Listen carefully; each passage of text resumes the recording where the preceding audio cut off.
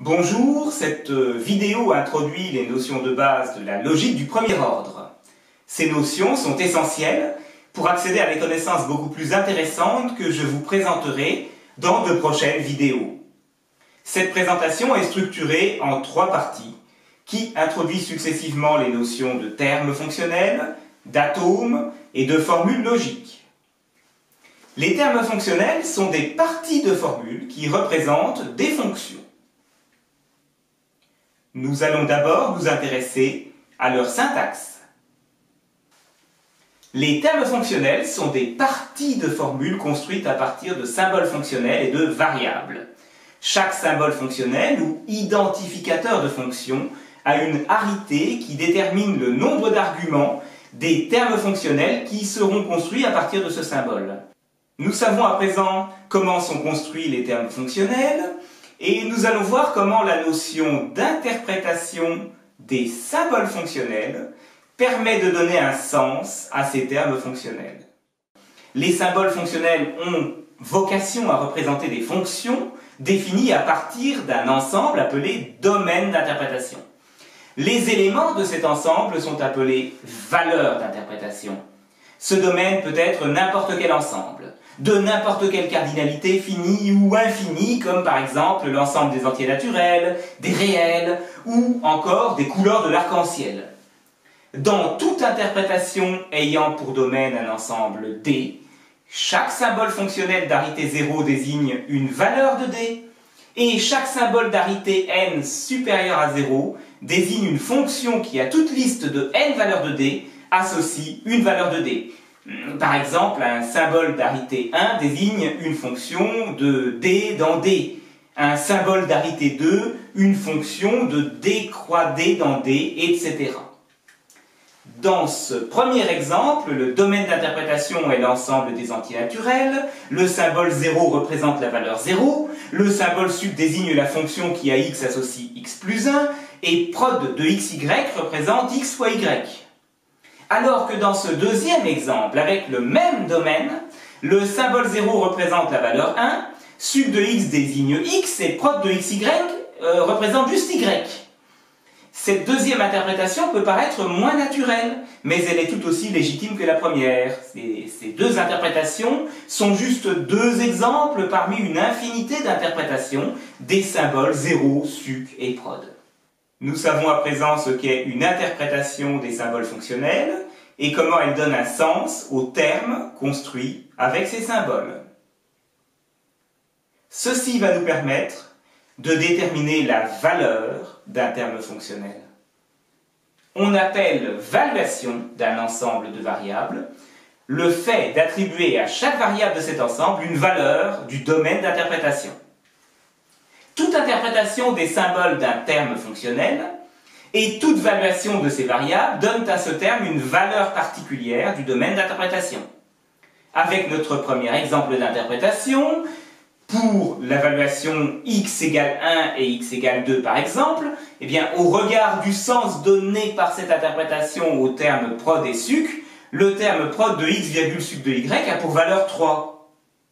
Alors qu'avec le deuxième exemple d'interprétation, pour la même valuation x égale 1 et y égale 2, le même terme prod de x virgule suc de y a une valeur différente, en l'occurrence 2, parce que dans cette deuxième interprétation, les symboles fonctionnels prod et suc n'ont pas le même sens.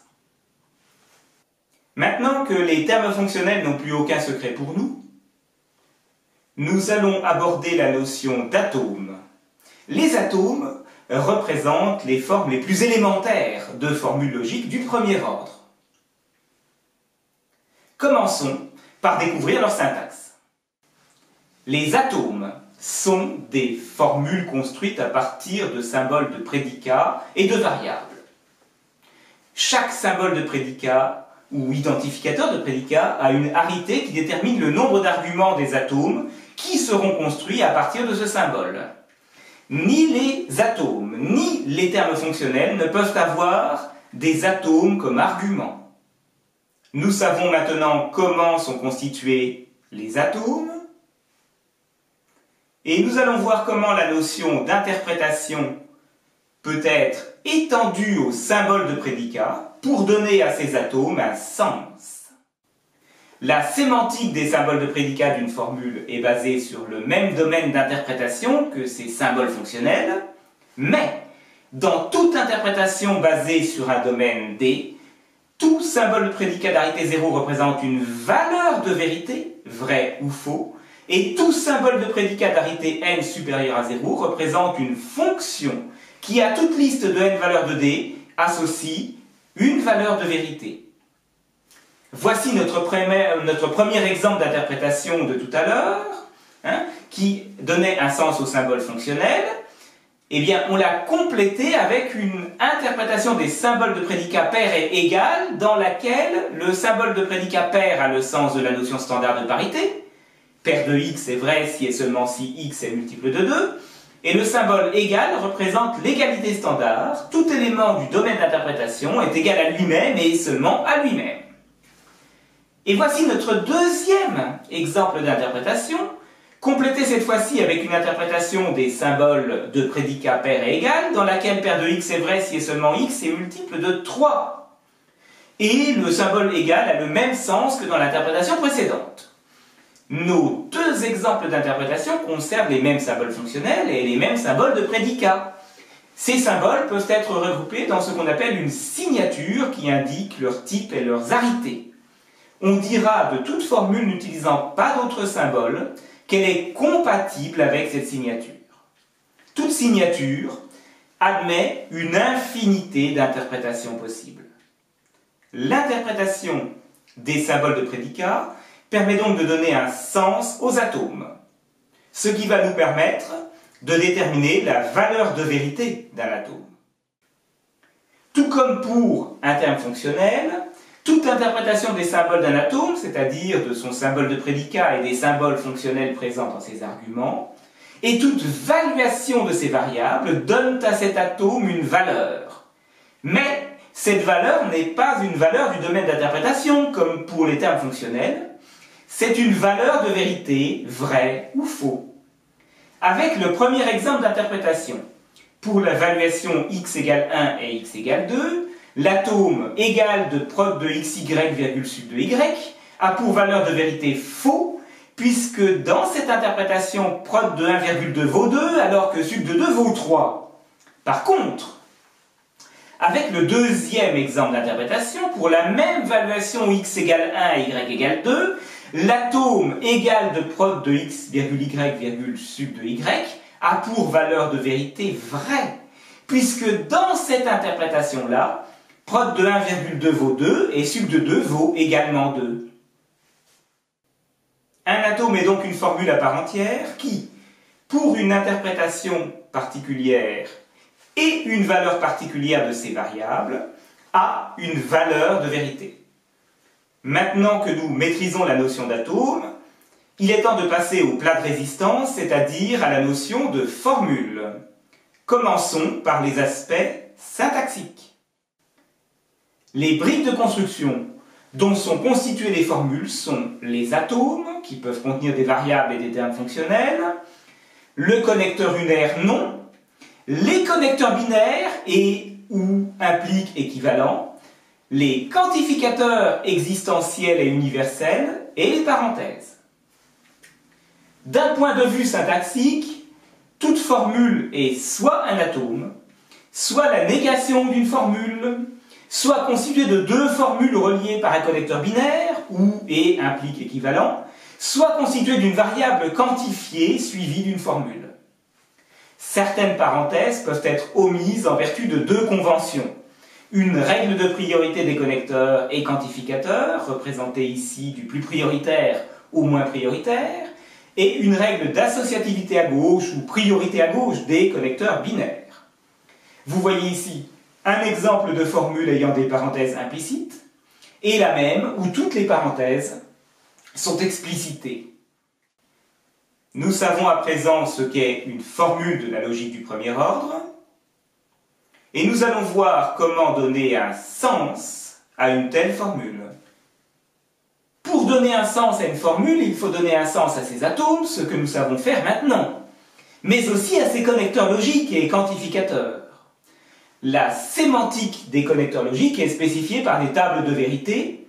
Regardez-les attentivement, en particulier celle du connecteur implique, qui n'est pas spécialement intuitive. Les quantificateurs existentiels et universels, pour leur part, ont le sens standard, utilisé en cours de maths depuis les années lycée. Pour tout x signifie pour toute valeur x du domaine d'interprétation, et il existe x signifie pour au moins une valeur x du domaine d'interprétation. Toutes les occurrences d'une variable dépendant d'un même quantificateur sont dites liées. Les occurrences de variables non quantifiées sont dites libres. Par abus de langage, on parle simplement de variables libres et variables liées et on omet le mot occurrence. Une formule close est une formule dans laquelle toutes les variables sont liées. La valeur de vérité d'une formule est déterminée par l'interprétation de ses symboles fonctionnels et symboles de prédicat, par la sémantique de ses connecteurs et quantificateurs, et, si applicable, c'est-à-dire si la formule n'est pas close, par l'évaluation de ces variables libres. Dans une interprétation particulière, toute formule close est donc soit vraie, soit fausse. Si une interprétation rend f vraie, on dit qu'elle satisfait la formule f ou qu'elle est un modèle de cette formule. Sinon, on dit qu'elle falsifie f ou qu'elle est un contre-modèle de la formule f.